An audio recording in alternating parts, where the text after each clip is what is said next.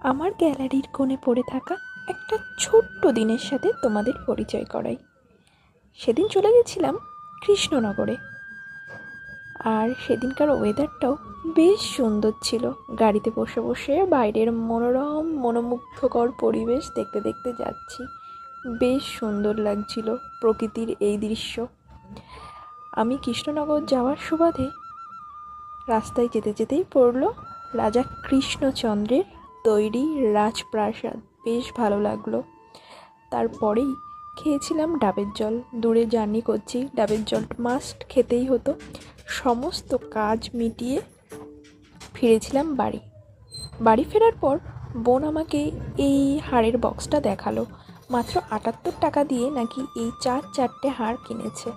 হাড়গুলো বেশ সুন্দর দেখতে ছিল, বেশ ইউনিক পিস ছিল। তো আজকের দিনটাতে এইভাবেই কাটালাম। চলো অন্য কোনো একটা মিনি ব্লগে তোমাদের সাথে দেখা হচ্ছে।